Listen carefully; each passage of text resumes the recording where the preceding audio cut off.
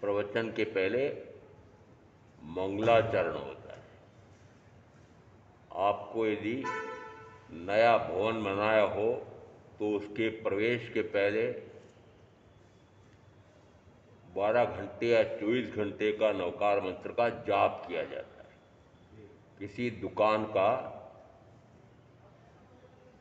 उद्घाटन करना है, कारोबार प्रारंभ करना है, तो वहाँ पर 12 घंटे 24 घंटे का पहले नवकार मंत्र का जाप किया जाता है।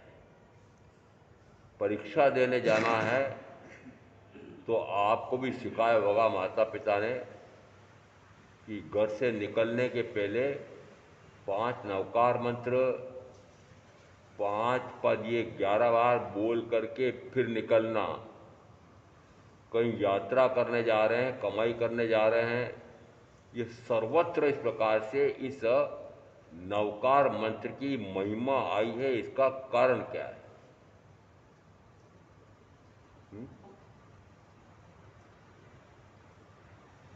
तो प्रथमतः तो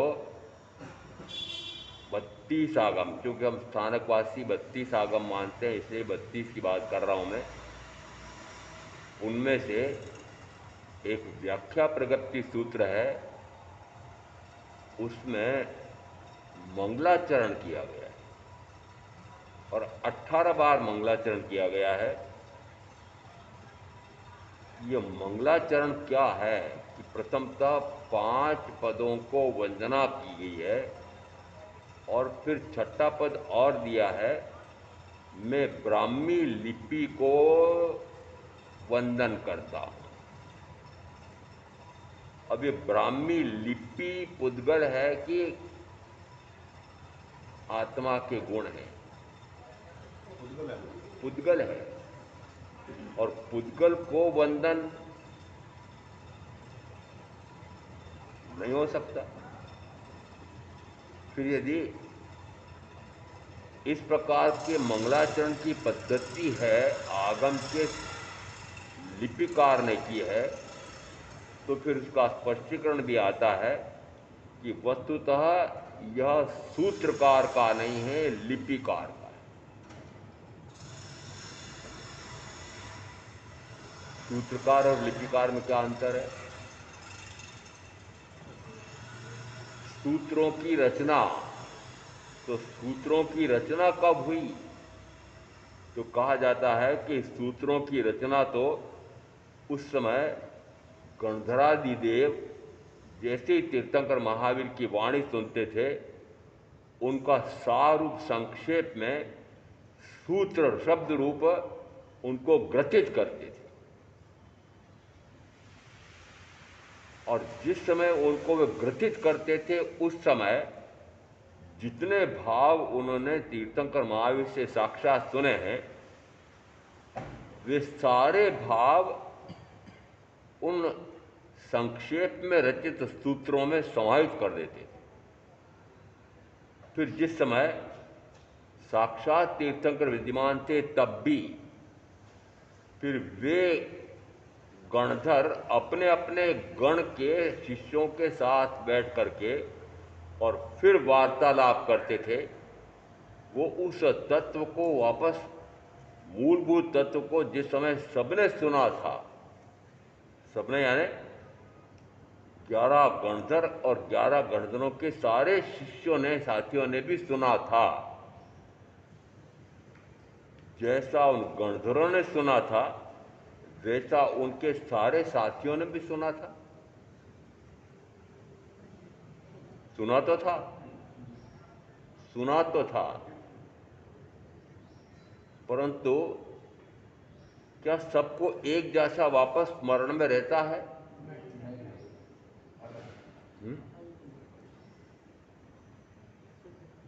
ये हमारे यहाँ शुद्ध परंपरा में कहा जाता है कि निरंतर ह्रास होता गया। निरंतर ह्रास क्यों होता गया? कि जिस समय पहली बार तीर्थंकर महावीर से इंद्रपुति आदि गौतम ने सुना था, तो उस समय उनकी विलक्षण बौद्धिक क्षमता कैसी थी? तो पूर्व का उनका इतिहास देखो। पूर्व में वे 11 के 11 और उनके साथी सारे 4 प्रकार के वेदों के, पुराणों के ज्ञाता थे, यज्ञ यागादि में निपुण थे। इसका अर्थ है कि बुद्धि कौशल कितना था उस समय? तो प्रथमतः इससे सिद्ध हो रहा है कि वे सारे पहले ब्राह्मण थे, और ब्राह्मणों में निश्चित मानना कि चारों प्रकार के वेदों का पाठ जैसा उसमें लिखा गया है वैसा का वैसा शुद्धतः उच्चारण करते हैं। उनको वे ऋचाएं मानते हैं। वह किस प्रकार की ऋचा है कि जैसा उसका उच्चारण होना चाहिए वैसा ही उच्चारण होना चाहिए। उच्चारण में लेश मात्र भी अंतर नहीं आना चाहिए। मंत्र का उच्चारण यदि अस्पष्ट हो तो उसका प्रभाव नहीं होगा। जिस समय दो देव विमान लेकर के आए थे, गुरु भगवंतों की सेवा में बैठे,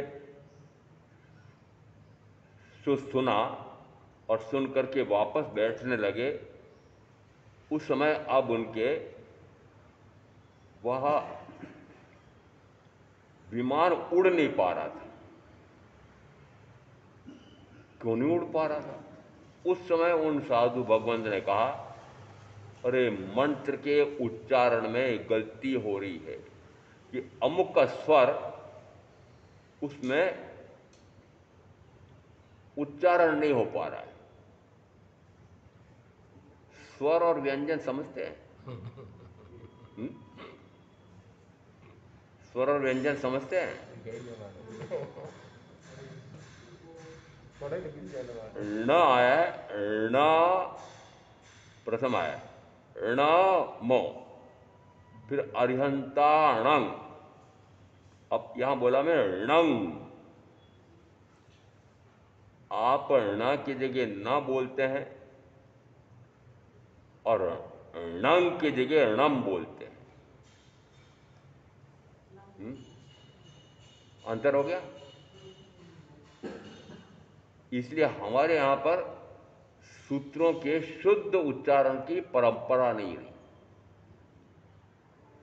आज भी ये वेदों का जैसे पारायण होता है तो जैसा उसमें लिखा है वैसा का वैसा शुद्ध उच्चारण इतने वर्षों बाद भी कायम है। वो मानते हैं कि ऋचाएं हैं और इनका उच्चारण शुद्ध होना चाहिए। उच्चारण की अशुद्धि का दुष्फल कहां तक हो रहा है? अभी मैंने उदाहरण दिया कि मंत्र तो उनके पास जब आए थे तो उसी प्रकार के मंत्र से वो विमान लाए हैं और फिर गुरु भगवंत के प्रवचन सुनकर के फिर वापस विमान में बैठे हैं और वापस उसी मंत्र का उच्चारण कर रहे हैं और विमान उड़ नहीं रहा है। णंग और णंग मंत्र की अपेक्षा से क्या होगा? भिन्न भिन्न हो गया। मंत्र कैसा होना चाहिए? मंत्र जिस प्रकार का उसका शब्द विन्यास है उसी प्रकार के शब्द विन्यास से उसी प्रकार का उसका उच्चारण होना चाहिए। 5 पदों में 9 पदों में कितनी जगह णंग शब्द आया है? ण। तो प्रथमतः तो आपको ण का उच्चारण ही नहीं आता है।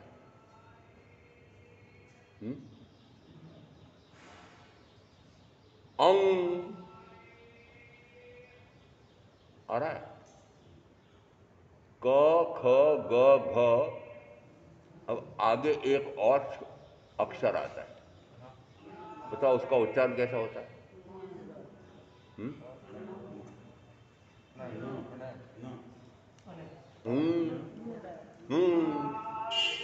समझ में आ रहा? आजकल जो हिंदी लिखते हैं, यदि उनको मैदान के लिए शुद्ध संस्कृत लिखना है तो प्रांगण, प्रा ग पर बिंदी, अण अशुद्ध है, प्रांगण। तो यहां पर अणंग कैसा आ रहा है? क ख ग घ। उच्चारण अलग आ रहा है। तो प्रा, फिर ग और नीचे आधा वापस वो ण, क ख ग ण वाला और फिर ण। अब लेखन कैसा हो गया? उच्चारण कैसा हो गया? प्रांगण। यदि आपने नवकार मंत्र को मंत्र बना करके बोलना है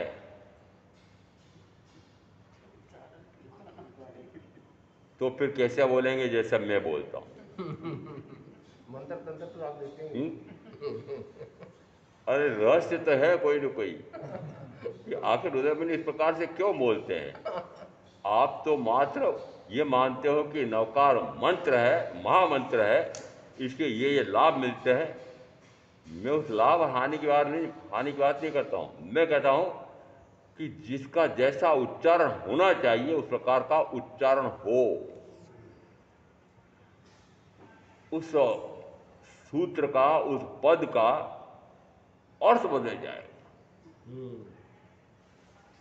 अर्थ बदल जाएगा। इसलिए जिस समय गणधरों ने सूत्रों की रचना की थी, उस समय पुनः वे अपने गणों के बीच में बैठ करके उनको पुनः समझाते थे। पुनः क्यों समझाते थे? सबकी बौद्धिक क्षमता एक जैसी होती है? अलग। उन सारे कितने थे कुल? 500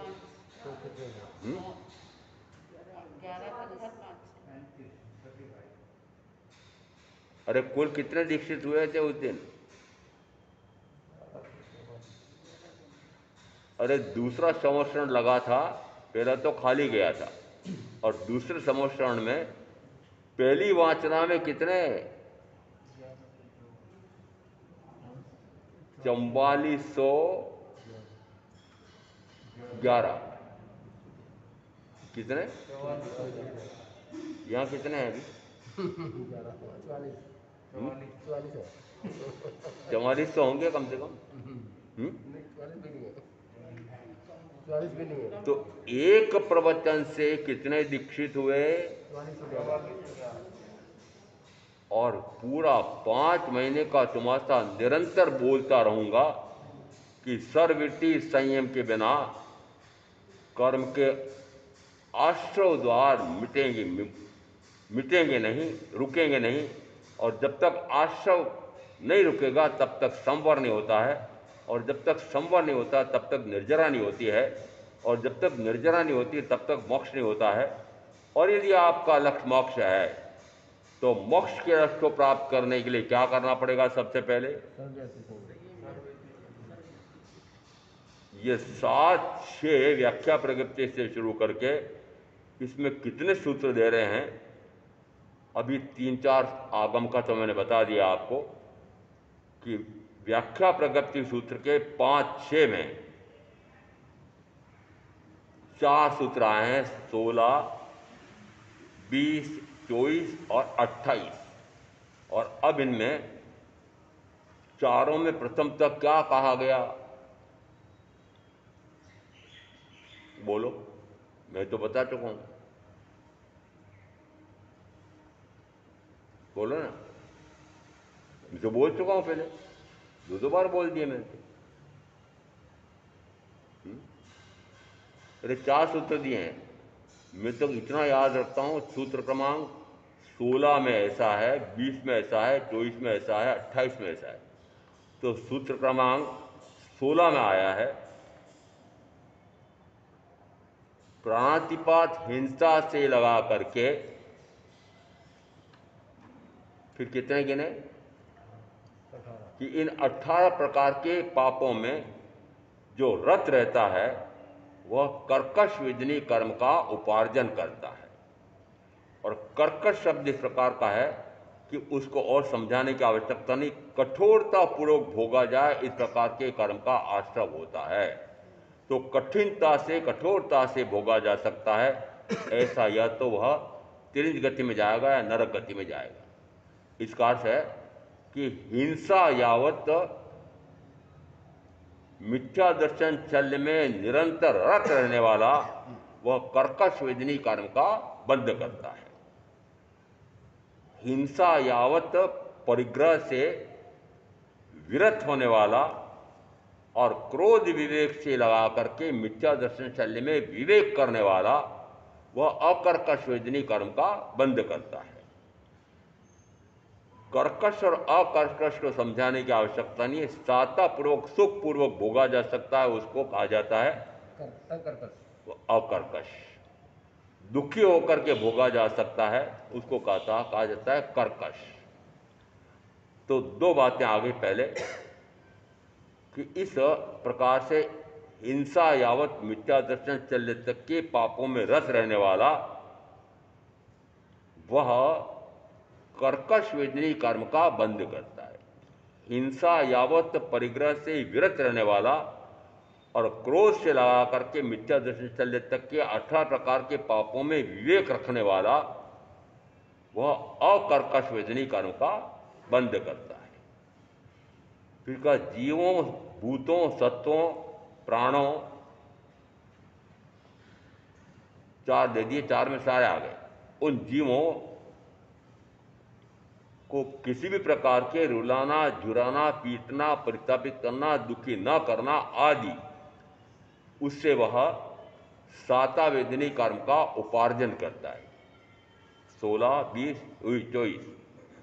और जो इनको इस प्रकार से अनुकंपा करने वाला और उनको दुखी न करने वाला, तो दो बातें एक साथ आ गई। अनुकंपा यानी उनके प्रति अनुकंपा का भाव है, तो अनुकंपा का भाव है, फिर उनको इस प्रकार से किसी भी प्रकार से वह दुखी नहीं करता है, तो कौन से कर्म का बंद करेगा? साता वेदनी कर्म का उपार्जन करता है। तो साता वेदनी कर्म है कि नहीं? कर्म है। तो शरीर सुख मिलेगा। फिर कर्कश वेदनी कर्म यानी शरीर संबंधी दुख मिलेगा। तो अभी तक क्या बात आई है इसमें कि सुख और दुख, शरीर संबंधी सुख प्राप्त होगा, शरीर संबंधी दुख प्राप्त होगा। और अब मैंने ये दो बात बता दी कि यदि 18 प्रकार के पापों में रत रहने से शरीर संबंधी दुख प्रथमतः नरक में, द्वितीयतः तिरंज गति में प्राप्त होगा। आपको मुझे सुनाने की आवश्यकता क्यों थी और आपने सुनकर के क्या किया?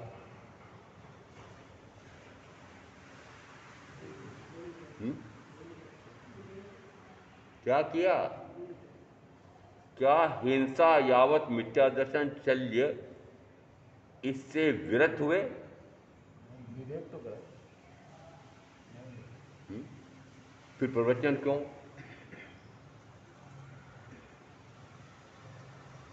सुन लिया, सुन भी लिया, सुन लिया हो, श्रद्धान हो गया हो, रुचि हो गई हो, प्रतीति हो गई हो, कौन सी बात कही है? मात्र सुनने से नहीं, वो सुनना तो मात्र शब्द रूप है। उस शब्द के पीछे रहे हुए भाव को ग्रहण करना है। शब्द के पीछे रहे हुए भाव को ग्रहण करना है। आप तो शब्द को भी ग्रहण नहीं कर रहे हैं, तो शब्द के पीछे रहे हुए भाव को कहां ग्रहण कर रहे हैं? और यदि इस प्रकार के शब्द के पीछे रहे हुए भावों को ग्रहण कर लिया है, तो प्रमाण दो कि उन भावों में क्या आया है कि इस प्रकार से करूंगा तो मैं शरीर संबंधी इतना भयंकर से भयंकरतम दुख पाऊंगा, और इस प्रकार से करूंगा तो मैं शरीर संबंधी सुख पाऊंगा। अब विवेकवान मनुष्य क्या करेगा? दोनों से परे हटेगा। दोनों से परे हटेगा। क्या करेगा? दोनों से परे हटेगा। पाप से, पाप से परे हटेगा। और सुन लिया, श्रद्धान भी कर लिया, ऐसा मानूं मैं, फिर चरितार्थ हुआ क्या? तो इस प्रकार से पापों से निवृत्ति हुई क्या? महाराज असंभव है। आपका शब्द बोल रहा हूं, असंभव है। क्यों असंभव है? क्या आप कौन से स्थान पर रहते हैं?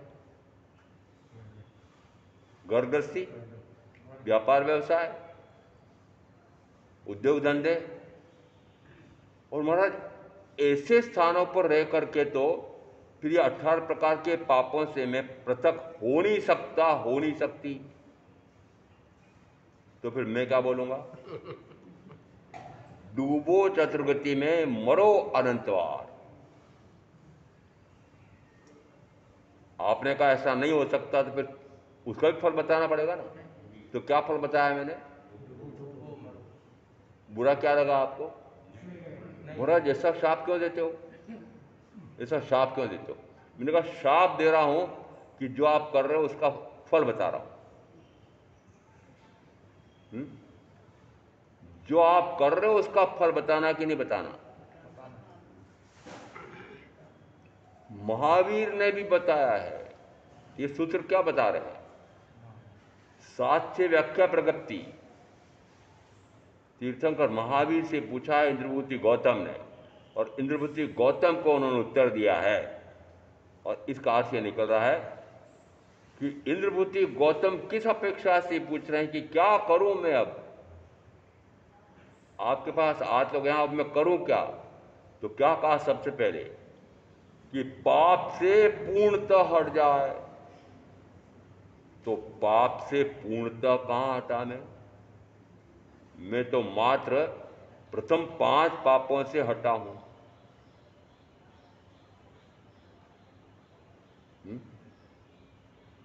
आगे आगे ध्यान दिया आपने? आगे की बात फिर कही मैंने।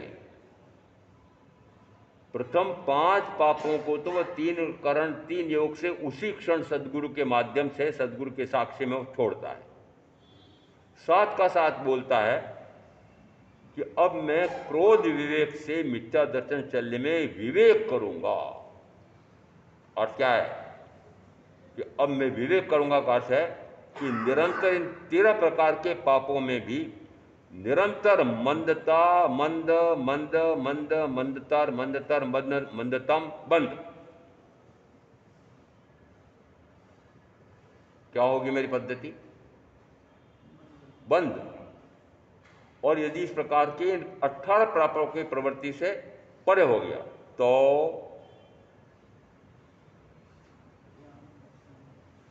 तो फल बताओ ना।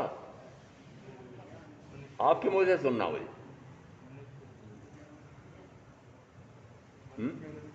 फल क्या होगा? महाराज नरक गति में, तिरंज गति में जाना नहीं पड़ेगा। तो फिर कहां जाऊंगा? देव गति या मनुष्य गति में। ठीक है।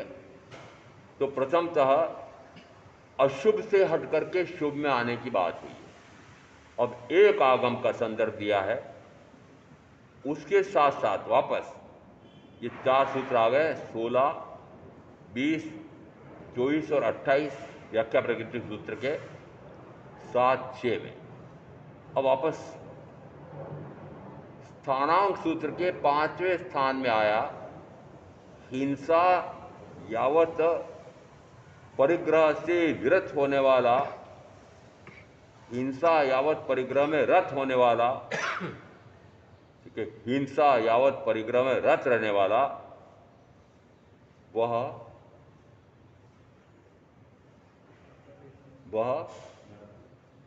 पाप कर्म का बंद करता है। हिंसा यावत परिग्रह से विरत होने वाला वह पुण्य कर्म का बंद करता है। सुगति में जाता है, दुर्गति में जाता है। वहां शब्द दिया है सुगति में जाता है, दुर्गति में जाता है। कि प्रथम प्रकार के 5 पापों में रत रहता है तो वो दुर्गति में जाता है। प्रथम प्रकार के 5 पापों से विरत होता है तो वह सुगति में जाता है। आपने कौन सी गति में जाना तय किया? मेरे पक्का तो करो। गति में जाना ही नहीं। गति में जाना ही नहीं, झूठ। ये तो पूरा झूठ बोल रहे हो। पक्का तो कर ले। गति में जाना तो नहीं चाहता हूं, पर निश्चित मानना कि सुशील जी समान समान सारे ज्ञान आप जाना तो नहीं चाहते हो, परंतु कार्य तो दुर्गति में जाने का ही कर रहे हो। करेंगे क्या? कार्य करो तो शरीर से, 5 इंद्रियों से कार्य तो उसी का हो रहा है, और भाव में क्या चल रहा है? नहीं करना, नहीं करना। कार्य क्रिया प्रवृत्ति जो होगी वो भावों के अनुसार होगी कि नहीं? तो भाव क्या है? इन प्रथम प्रकार के 5 पापों में रति रति यानी इन 5 प्रकार के पापों में रत होना आपको अच्छा लग रहा है। कोई कहो मुझे नहीं महाराज बुरा लग रहा है, ये महाराज 5 प्रकार के पापों में जाने से मुझे बुरा लग रहा है। बुरा तो लग रहा है, छूट नहीं रहा। बोलो से जोर से, बुरा लग रहा है तो छोड़ो, नहीं छूटता नहीं। बुरा लग रहा है तो छोड़ो। नहीं छूट रहा, इसका अर्थ क्या निकलना? लगा ही नहीं। इसका अर्थ है कि नहीं छूट रहा है, इसका अर्थ है कि अच्छा लग रहा है। बुरा लगता तो छूट जाता, तो आपको बुरा लगा ही नहीं, बुरा लगा ही नहीं। और मैं कह रहा हूं कि जो मैं बोलता हूं एक बार आपको बुरा लग जाए, क्या लग जाए? बुरा लग जाए। और आप ऐसी भाषा क्यों बोलते हो कि जो मैं बोलूं उसका बुरा लग जाए? मैंने कहा बुरे कार्य कर रहे हो और मैं कह रहा हूं बुरे कार्य मत करो, तो क्या अर्थ निकलेगा? क्या अर्थ निकलेगा? ये सद्बोध है कि नहीं? सद्बोध है। तो पहले बुराई से बचाया है, पाप से बचाया है। पाप से बचाने का कारण क्या दिया कि पाप करोगे तो पाप की सघनता से नरक में जाओगे और कम होने से तिरेच में जाओगे। पाप का भी कहा, फिर वापस उत्तर दिया कि यदि उसके स्थान पर इन 5 प्रकार के पापों से विरत होता है तो वो सुगति में जाता है, और सुगति में मनुष्य गति और देव गति है। इसका अर्थ है कि वह दुर्गति से बच करके सुगति में जा रहा है। और अब मैंने वापस 4 प्रकार से भिन्न भी बताए थे कि स्थानांक सूत्रकार वापस चारों गतियों का भिन्न बताते हैं। तो उसमें एक सुगति में किसको गिना कि सुगति में सिद्ध गति को सुगति गिना है, देवगति, मनुष्य गति, और फिर कहा सुकुल उत्पत्ति। क्या कहा? सुकुल उत्पत्ति। सुकुल उत्पत्ति भी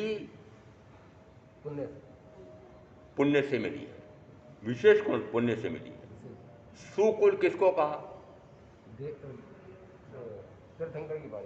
जिस क्षेत्र में तीर्थंकर परमात्मा विहरण करते हैं उस क्षेत्र में, उस कुल में,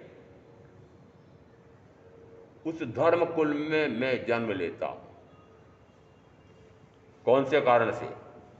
कि पहले मैं सुकुल उत्पत्ति का विशिष्ट पुण्य का उपार्जन किया था।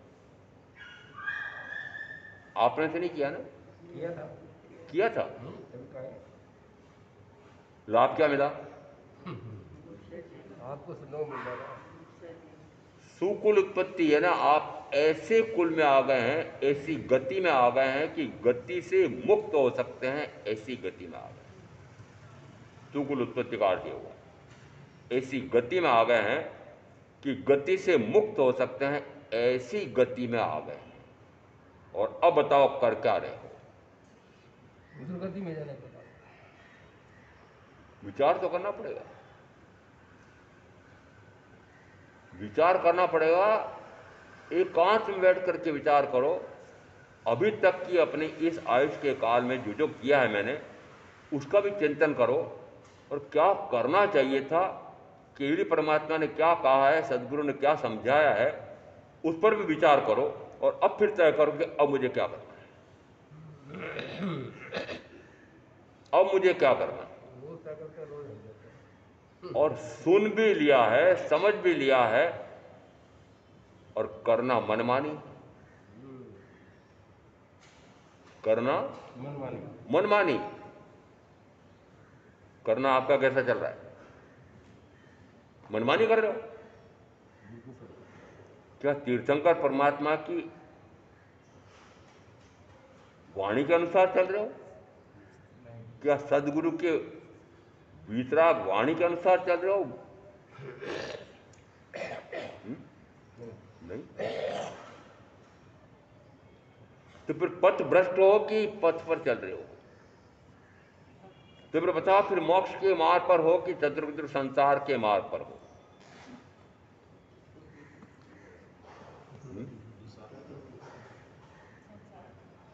यदि ऐसे स्थान पर आ गए कि वो मार्ग ही बदल जाए, कौन से स्थान पर आ गए कि जो चतुर्गति में निरंतर परिभ्रमण कराता है, उस प्रकार का संसार मार्ग तो छूट जाए और चतुर्गति से मुक्ति के मोक्ष के मार्ग पर आ जाओ। स्वर्णिम अवसर है, स्वर्णिम अवसर है। बुनाया बुनाया नहीं है तो मुझे पक्का है, पर बुनाना चाहते भी हो चाहने से भी नहीं होगा, आपको वो छोड़ दे। एक उल्लेख मैंने जैन धर्म के मौलिक इतिहास में पढ़ा, आज मैं उस पर पन्ना लगा के आया हूँ। मैंने कहा इसको मुझे अपनी चोपड़ी में लिख के रखना है। तो चोपड़ी में लिखना तो बाद में होगा, माथे में तो पहले भर लिया मैंने। एक ऐसा कोई पुत्र था कि जिसके माता पिता उसको संयम की, सर्ववृत्ति संयम लेने की दीक्षा की आज्ञा नहीं दे रहे थे। आज्ञा नहीं दे रहे थे, तो उन्होंने क्या किया, उस पुत्र ने क्या किया कि जैसे सर्ववृत्ति संयम लेकर के और जिस प्रकार का आहार मिल सकता है उसी प्रकार का आहार करूंगा। अब उस प्रकार का आहार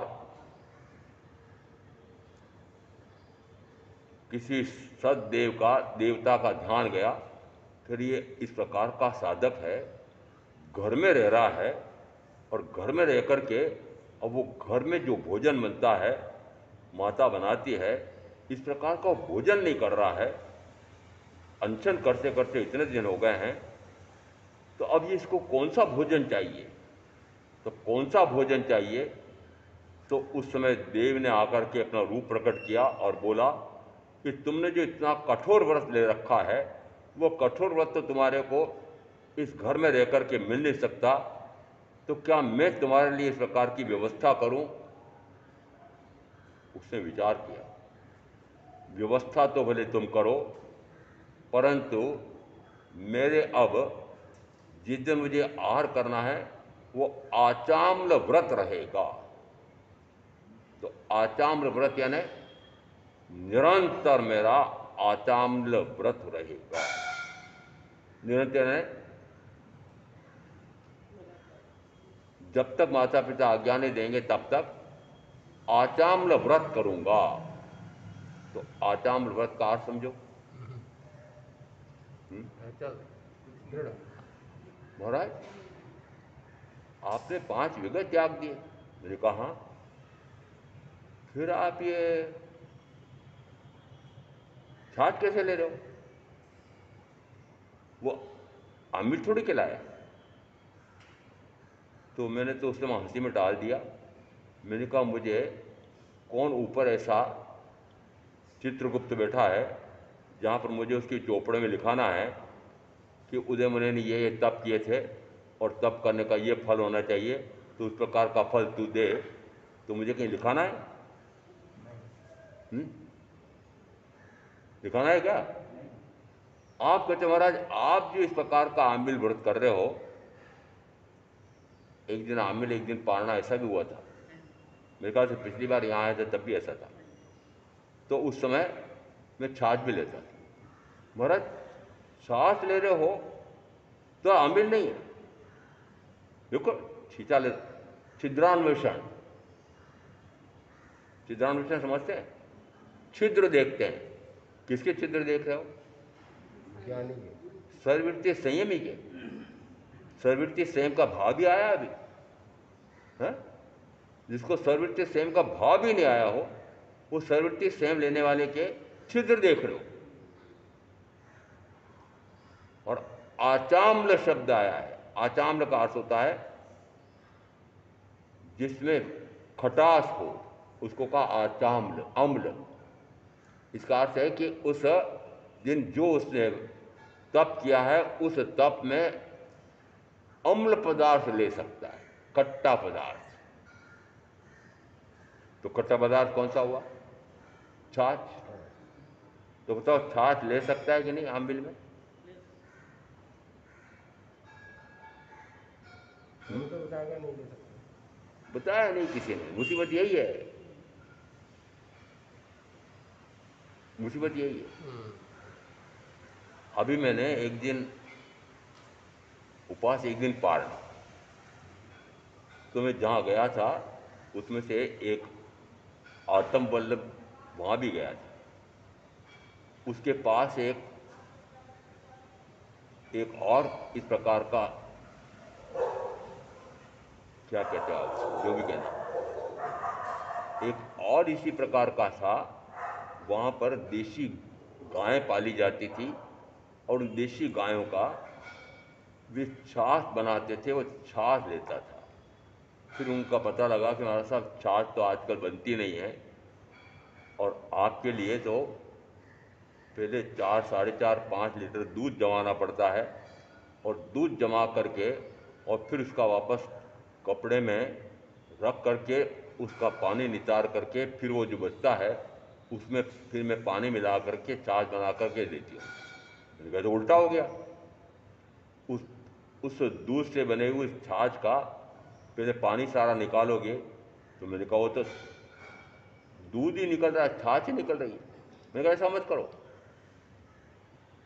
मैंने कहा दूध जमाओ, उस समय 1 बार, 2 बार, 3 बार जितनी मलाई आती है वो सारी मलाई हटा लो और उसके बाद उसको जमा दो और उसके बाद में सुबह जिस दिन मुझे लेने आना है पालना, उस दिन मैंने कहा वो ले सकता हूँ। टीका टिप्पणी करने वालों को देख लेना।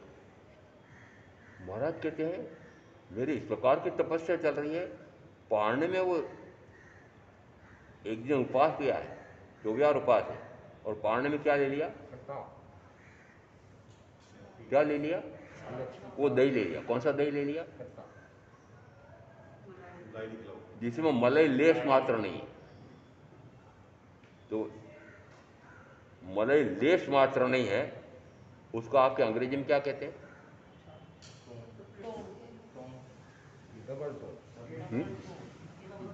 अरे उसमें घी है, मलाई है।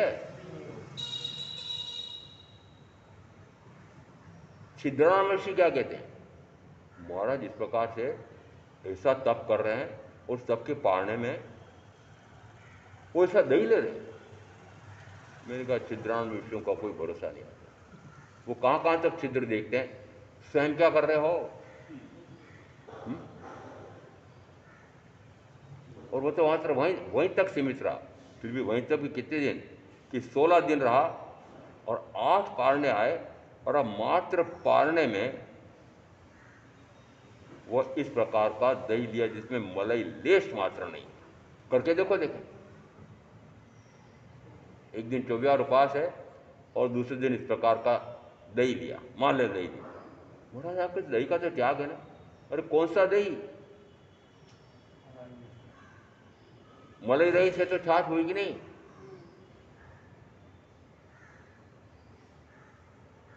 छिद्रान्वेषियों का कुछ भरोसा नहीं। मान लो ऐसा नहीं करके अब और कुछ करो तो फिर तब भी छिद्र देखेगा। जिसकी दृष्टि छेद देखने की है वो छिद्र देखेगा, कमी देखना है। अपने पांव को नहीं देखता है कि मेरा पांव कहाँ है। मेरा पांव तो ये क्यों नहीं सोचता है कि मेरा पांव तो 5 इंद्रियों के भोगों रूप कीचड़ में, मैथुन सेवन वाले कीचड़ में ही पड़ा हुआ अभी तो। और जो अभी 5 प्रकार के इन पापों का करने वाला और वह इस प्रकार का छिद्र देखे तो मुझे तरस आता है। समझ में आ रहा है आपको कि अभी 5 इंद्रियों का डट करके चक करके भोग रहा है, 18 प्रकार के पाप कर रहा है और फिर उदय मणि के उस प्रकार की तपस्या के पालने का छिद्र देख रहा है। ये आपको मैं क्यों बता रहा हूं? समझ में आ रहा है? क्या श्रावक की दृष्टि, ग्रस्त की दृष्टि साधु साध्वी के छिद्र देखने की है? जो अच्छा ही है वो ग्रहण कर लो, बुराई तो छोड़ दो। आपको लगता है बुराई है, एक दिन करके देखो ना। आज पचका देता हूँ सबको, तो आज आपको 24 उपवास है, आज तो पानी पी के आ गए होंगे, कुछ करके आ गए होंगे, कि कल आपके 24 उपवास है, फिर पारने में आपको मात्र इस प्रकार का दही लेकर के पारना कर लेना है। तो कल आपके उपवास है, और परसों जैसे मैंने पारना किया था वल्लभ विहार में, वैसे आपको पारने की छूट है। सबको पचकान करा देता हूँ आज।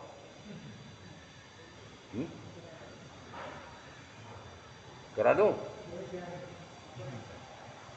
ये 7-6 व्याख्या प्रकट की। उसके बाद फिर से कहा, दूसरा आगम दिया था, उसमें फिर इन 5 पापों से परे रहता है तो वह 7वें कर्म का बंद करता है, इन 5 पापों में रत रहता है तो प्रथम का वह देवगति में जाता है, वह नरक से दुर्गति में जाता है।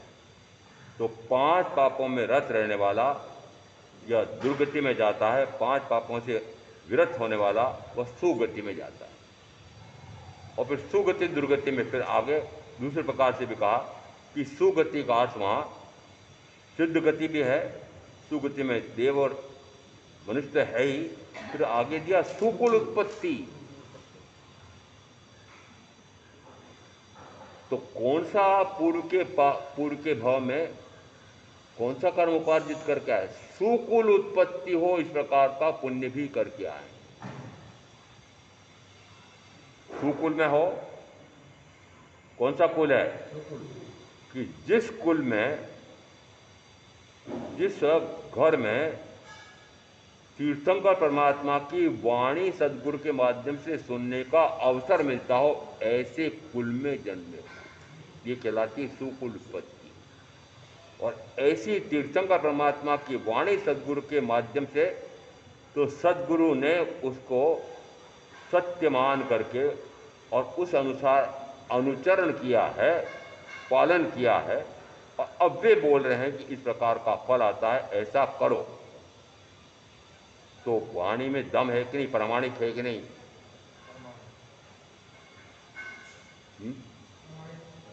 वाणी प्रामाणिक है कि नहीं? किसकी वाणी? छद्मस्त उदय मुनि की। मैंने कहा 2 को प्रवचन देने का अधिकार हुआ है। कितनों को? 2 को। एक केवल ज्ञानी तीर्थंकर को, केवल ज्ञानी को नहीं, केवल ज्ञानी तीर्थंकर को, और यदि वे नहीं हो तो छद्मस्त गुरु को। समझ में आ रहा है? और छद्म का अर्थ क्या? छेद, कमी। वो कमी है, इस कारण से मैं अपनी तरफ से नहीं बोलता हूं, तीर्थंकर परमात्मा ने ऐसा फरमाया है, और वह मेरे अपने आप में मुझे आत्मसात हुआ है कि वह सत्य है। मैं अनुभव से कहता हूं कि जो तीर्थंकर परमात्मा ने वाणी फरमाई है, मेरे अनुभव में भी सत्य सिद्ध हुई है। और ऐसा बोल करके कहता हूं, अब मुझे सुनो। 2 बात और आई, एक बात विशेष और आई है कि जैसा मैंने तीर्थंकर महावीर से सुना है, मैंने सदगुरु से सुना है, वैसा मुझे सुना, मैं सुना रहा हूं, सुनो। तो मैं कहूँगा मुझे तो नहीं सुनना, सुनी सुनाई बात मुझे नहीं सुनना, आपके अनुभव में सत्य सिद्ध हुई है क्या? वो कहे हाँ। चरितार्थ हुई है क्या? हाँ। तो मैं कहूँगा सुनाओ, और प्रमाण में दे रहा हूँ। आचार्य सूत्र का प्रसव तो सुगंध, उसमें 3-4 में एक सूत्र है, से सुतम में अद्यतम च में बंदप मुखो तुज्य अद्यत एव। से सुतम में, जैसा मैंने साक्षात तीर्थंकर महावीर से सुना है, से सुतम में अद्यतम च में, मेरी आत्मा में वह अनुभव से सत्य सिद्ध हुआ है। दूसरी बात क्या गई? से सुतम में अद्यतम च में, कि मेरी आत्मा में वह अनुभूत हुआ है। मात्र सुना सुनाया नहीं बोल रहा हूं, सुन करके फिर मैंने उसको प्रामाणिक मान करके और उसके अनुसार अपनी चर्या में उतार करके देखा कि इस प्रकार का आत्मा का अनुभव आता है और तब बोलता हूं तो मानना प्रामाणिक है। समझ में आ रहा है? और अब यहां प्रामाणिक कह करके आगे कहते हैं, समवायांग सूत्र में अलग अलग सूत्रों का अलग अलग उदाहरण दिया। तो प्रथम तो कहा दशे कालिक में उत्तराध्यान में इसको संयम कहा है, प्रश्न व्याकरण सूत्र में इसको संवर कहा है, और समवायांग सूत्र में कहा कि अब वह निर्जरा के स्थान पर आ गया।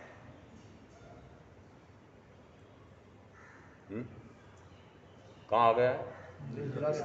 निर्जरा के स्थान पर। इसका अर्थ है कि सर्वस्व का परित्याग करके और प्रथम 5 पापों का पूर्णतः परित्याग करके शेष 13 पापों में विवेक रखूंगा, इस प्रकार का प्रण करके, और अब उसको वापस शरीर संबंधी कार्य क्रिया प्रवृत्ति करता हूं तो 5 महाव्रतों का निरतिचार पालन करता हूं, 5 समितियों का सावधानीपूर्वक पालन करता हूं। और अब यहां पर शेष काल में क्या करूंगा कि फिर संयम और तप, फिर क्या करूंगा, निरंतर अपने आप के उस भाव संयम में विहरण करके और तप से कर्म की निर्जरा करके पूर्णतः जन्म से मुक्त हो जाऊं, इस प्रकार की साधना करता हूं।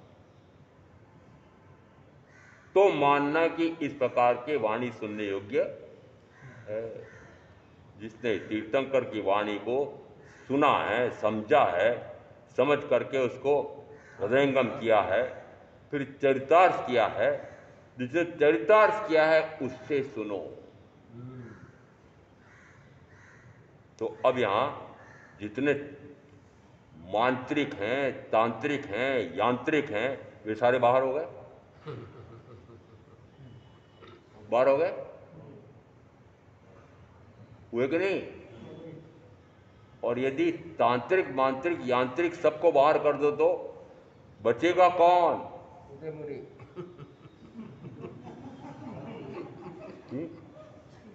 क्यों? क्योंकि अधिसंख्या कहो कि सही सारे कह दूं कि सारे तंत्र, मंत्र, यंत्र की साधना स्वयं के लिए भी करते हैं, और भक्त कोई आ जाए तो उसको भी इस प्रकार की साधना बताते हैं। तो भ्रष्ट हैं, पतित हैं कि नहीं?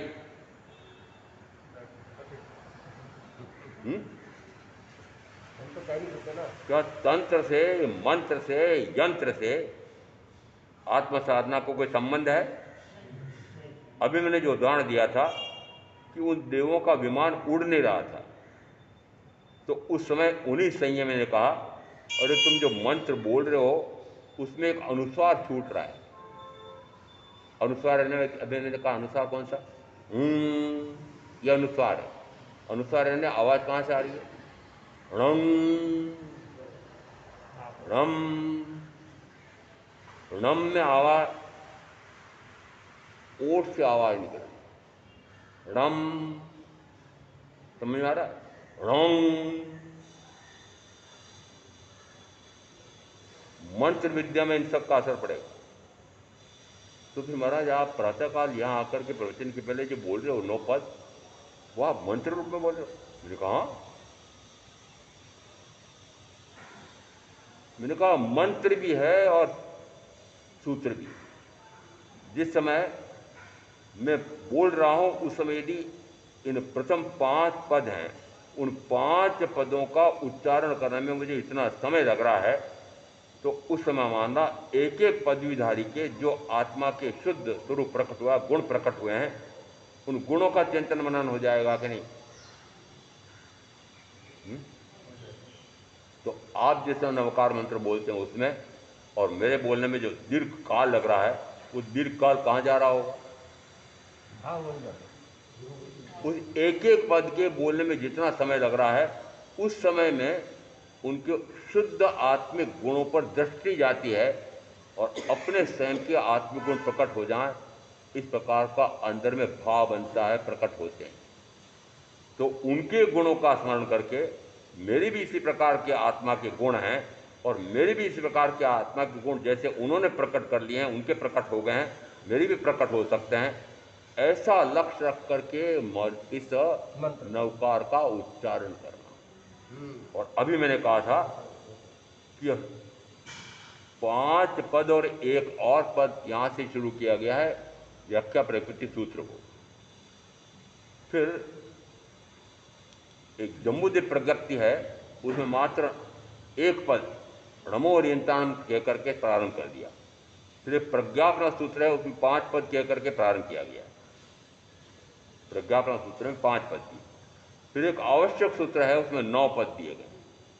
और यहाँ इन सब को फिर एक साथ में निपटा रहा हूं। यह सूत्रकार का नहीं है, यह सूत्रकार का नहीं है, यह लिपिकार का है। सूत्रकार कौन? सूत्रकार कौन? जो साधुओं का सम्मेलन हुआ था, उस सम्मेलन में हाँ भाई किन किन को तीर्थंकर परमात्मा द्वारा बताए हुए उन सदुपदेशों का सारूप सूत्र किस किस को क्या स्मरण में है, वो सारे आप याद करके बताओ। और अब उनको सबको बता करके फिर कहा कि अब हमें इनको स्थिर करना है। वो स्थिर करना है तो फिर उस समय के विशिष्ट ऐसे संयमी साधुओं का वर्णन नहीं आ रहा, उन्होंने सूत्रों को स्थिर किया। जब सूत्रों को स्थिर किया तो वह सूत्र रूप में ही पढ़ा जाए, मंत्र रूप में नहीं। परंतु सूत्र रूप में मान लो सामायिक प्रतिक्रमण की एक पाठी आई है, उसमें एक लोगस की भी पाठी आई है, कोई लोगस में निष्णात हो गया है। मेरे यहाँ आकर के अपनी अपनी पानी की बोतलें रख कर चले जाओ और मैं दिन भर उन पानी की बोतलों को फिर लोगस का पाठ का जाप कराऊंगा और दूसरे दिन ले जाना, फिर उस पानी को अमुक अमुक जहाँ जहाँ जाकर के छिड़कोगे, जहाँ जहाँ पियोगे, जैसा करोगे, वो सारे आपके जितने सोचे हुए कार्य हैं वो सारे पूरे हो जाएंगे। एक लोगस में निपुण हो गया, लोगस को क्या बना लिया? मंत्र बना दिया। एक और कह दूं, मुझे नाम का निषेध किया, नाम का निषेध किया, नाम मत लिया करो। मैंने कहा ठीक है। मैंने कहा एक आचार्य ऐसे हैं कि जिन्होंने नमोत्थुणम को पारंगत कर लिया।